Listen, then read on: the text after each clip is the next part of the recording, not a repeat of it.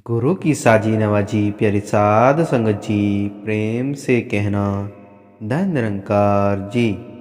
आओ सत्संगत जी, दास आप जी के बीच में एक वार्तालाप लेकर आया है। दास सत्संगत जी, सुबह सत्संग शाम सत्संग। आओ सत्संगत जी, एक कुर्सी पर मम्मी व एक कुर्सी पर बेटी बैठी है। मम्मी, शादी का ऐसा करो, जाओ जल्दी से नए कपड़े पहन लो, तैयार हो जाओ, क्योंकि आज तुम्हारे डैडी आएंगे तो हम उनके साथ बाजार घूमने चलेंगे, पिक्चर भी देखेंगे और आज का खाना भी होटल में खाएंगे। साध संगत जी, साधिका बिटिया बोलती है, क्या मम्मी कभी पापा ने तुम्हारी बात भी मानी है जो आज तुम्हारी बात मान लेंगे? उन्हें तो कभी सत्संग में जाना है, कभी समागम की तैयारी कर रहे हैं, कभी सेवा दल की कोई मीटिंग है, कभी कोई महापुरुष आ जाता है तो कभी कोई। उन्हें हमारे साथ घूमने की फुर्सत ही कहाँ है। साध संगत जी, वह मम्मी बोली, ओहो, तू तो हर बात में कोई न कोई सवाल कर देती है। तुम जाओ, जल्दी से तैयार हो जाओ, मैं उन्हें किसी न किसी तरह से मना लूंगी। सत्संग जी, साधिका चली जाती है और उसके डैडी घर में आ जाते हैं। डैडी अपना सामान रखते हुए, भगवान जल्दी से तैयार हो जाओ, आज में बहुत बड़ा बाल समागम हो रहा है। वहां पर परम पूज्य भाई साहब श्री पधार रहे हैं, जल्दी तैयार हो जाओ, समागम पर जाना है। सत्संग जी, वह पत्नी बोलती है, बस साधिका ठीक ही कह रही थी, तुम्हें तो बच्चों के साथ घूमने का समय ही नहीं, जब देखो सत्संग सत्संग सत्संग। मैंने नहीं जाना सत्संग,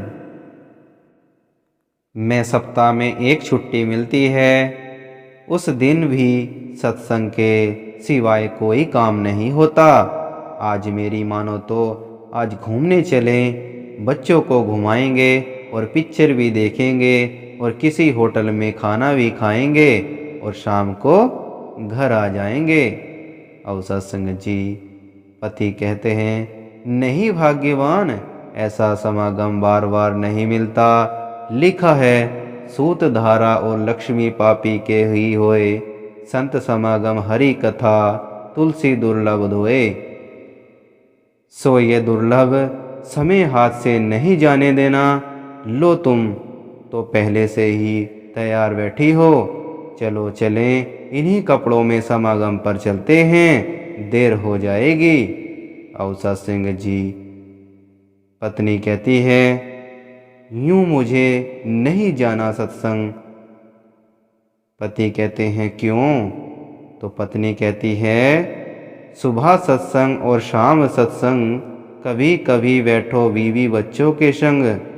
और सत्संग जी, इधर पति बोलते हैं, जुआ नहीं खेलूं न पीऊं गांजा भांग, फिर भी मुझे रोको यह अच्छा नहीं ढंग।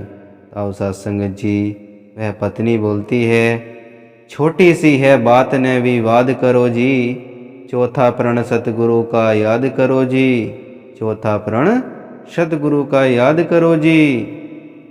आओ सत्संग जी, पति कहता है कि साधु बन घर छोड़ा नहीं, फर्जों से कभी मुख मोड़ा नहीं, फर्जों से कभी मुख मोड़ा नहीं।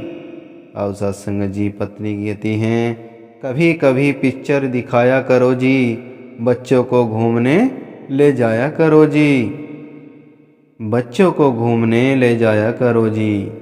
और सत्संग जी, इधर पति कहते हैं, पहले मिलकर सत्संग में जाएंगे हम, भोग जब पड़ेगा घूम आएंगे हम, भोग जब पड़ेगा घूम आएंगे हम।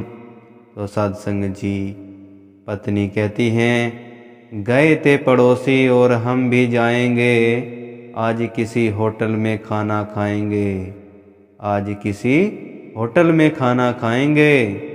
सत्संग जी पति कहते हैं कि आत्मा की पहले खुराक की लीजिए, फिर चाहे होटल में डिनर कीजिए, फिर चाहे होटल में डिनर कीजिए।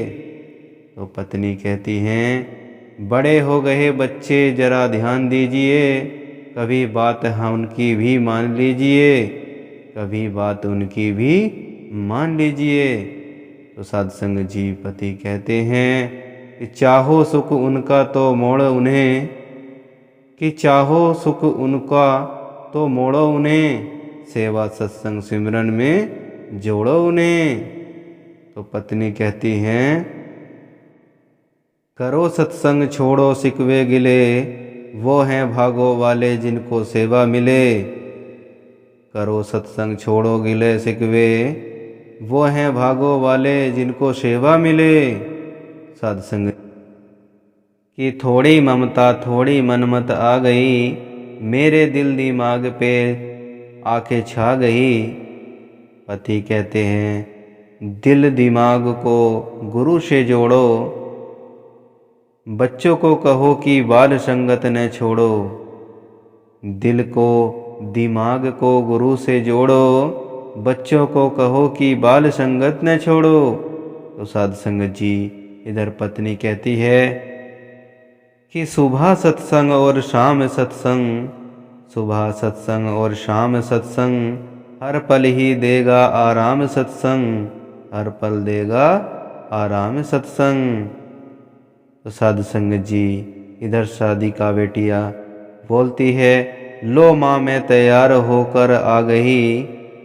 सत्संग जी मम्मी कहती हैं, शादी का तुम्हारी बात ही सच निकली, आज हम घूमने नहीं बाल समागम पर जाएंगे।